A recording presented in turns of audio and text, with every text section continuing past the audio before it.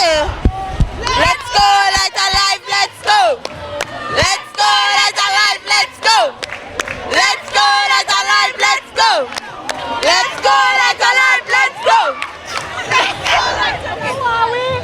Who are we? Who are we? Who are we? Who are we? Who are we? Who are we? Who are we? Right.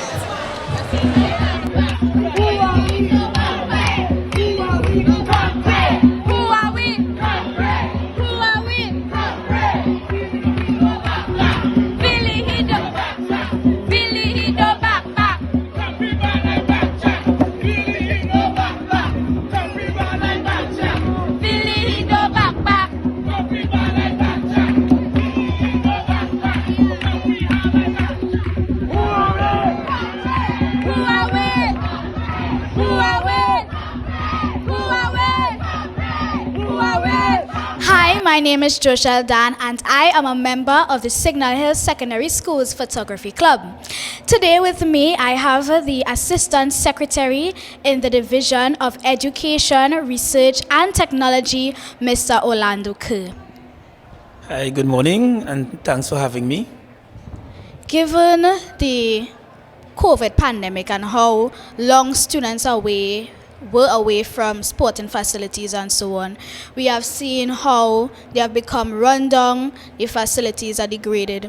What does the division intend to do about this situation?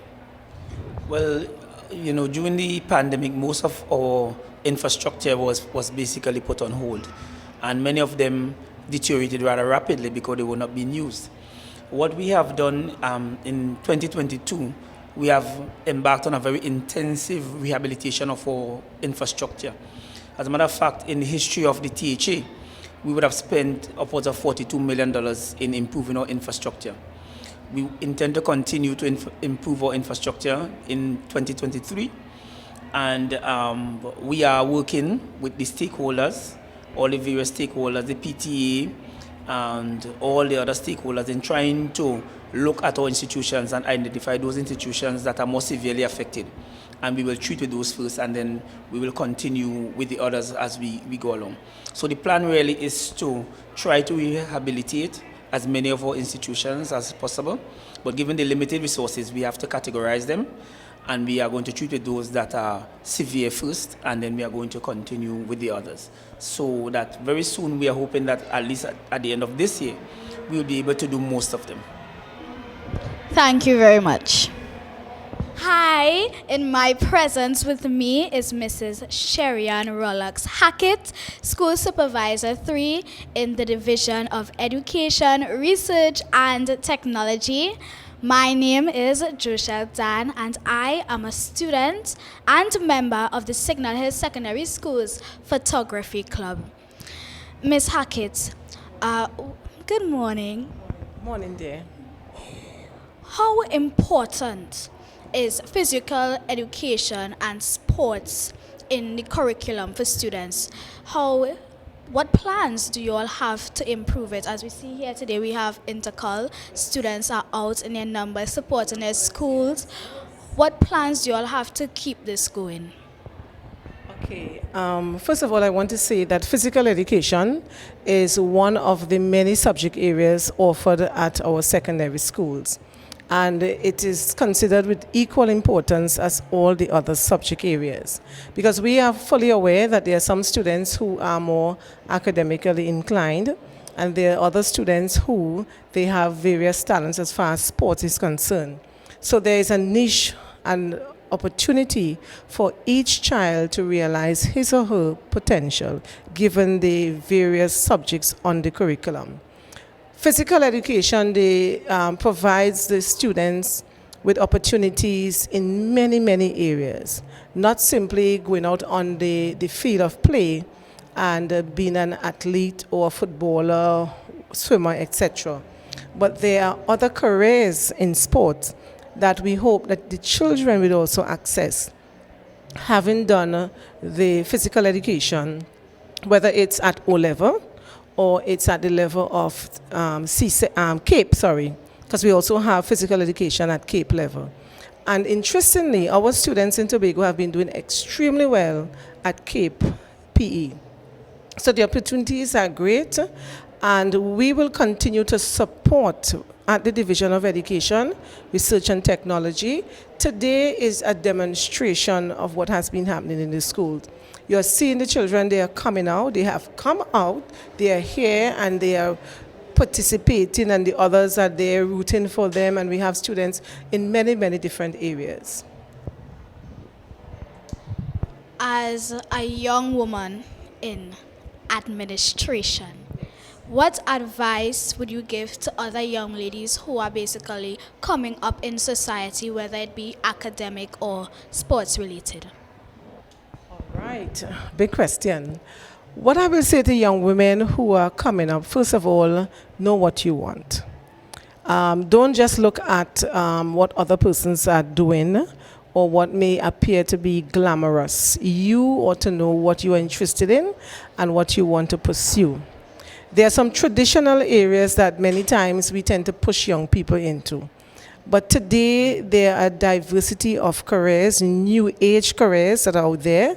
So I would want to encourage some of our young people to go into those new age careers that tend to be linked to the technology and the creative arts sector. That's another area. Overall, as far as I'm concerned at this point in time, entrepreneurship, very, very important.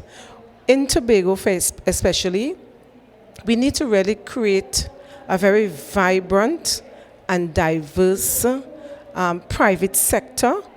We are tourism oriented, and it cannot just be about getting a THA job. It has to be more than that. And we are looking to the young women also to really chart a pathway in that area. And there are many, many, many jobs downstream within the tourism sector and within Tobago generally. Recently, I engaged in a conversation with an individual who was visiting the island, and the person asked for examples of restaurants that they can visit that will provide the level of fine dining. And you know, at first we were like, fine dining, which place can we really recommend?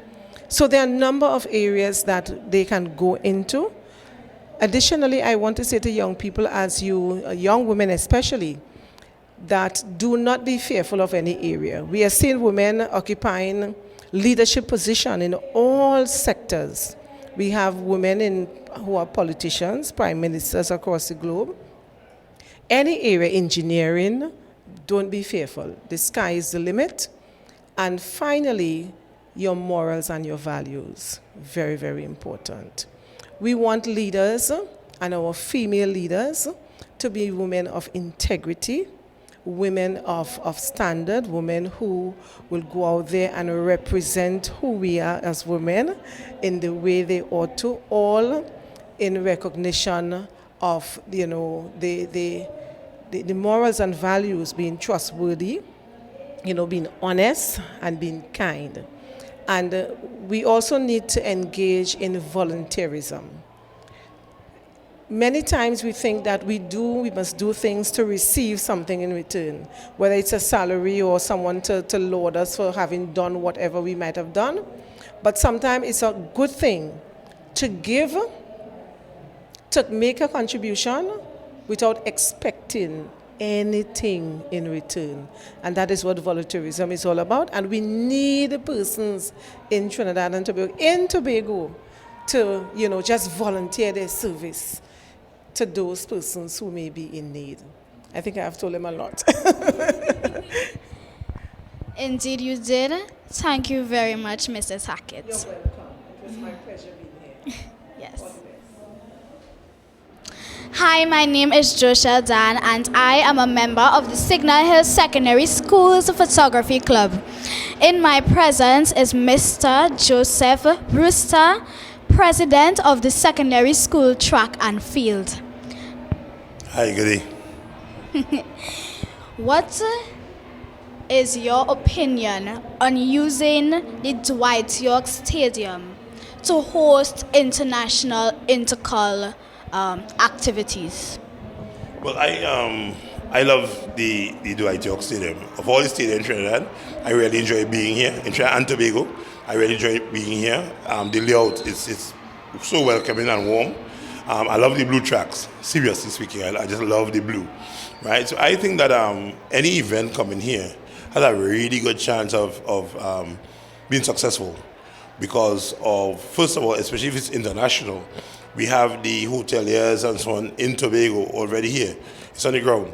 If it's regional, same thing, and if it's local, where the Trinidad schools come here, in 2020 when they came, they really enjoyed being here. You know, so I think it's a really good idea to have a lot of more activities here. And in your opinion, what is your view on the intercalls that we are having here? Do you think that there could be any improvements to it? What is your plan going forward? Do you think about adding more races, adding more professionals and so on? Yeah, improvement, yes. We have a lot of room for improvement. Of course, we have a lot of room for organizational improvement, logistical improvement in terms of starting on time, having things, start lists and things produced. Another improvement is sensitizing the athletes of what is to come so they know exactly how to perform in different places. For example, when they go to the core room, what is expected. When they come out on the line, what is expected. That's sort of, so it's very different from just coaching, right? In terms of plans going forward, we plan to, you asked a question about do we plan to add any races. We added 3 events this year, which was 3 different multiple events, combined events, the triathlon, the pentathlon, and the heptathlon. And we also have pole vault, but unfortunately Tobago doesn't have that facility for the pole vault, right? We have the hammer as well. And we're looking forward to adding the steeplechase. One of the reasons we are adding stuff is that we want to come on par with what's going on in other countries. Because we realize that we've been left in the blocks.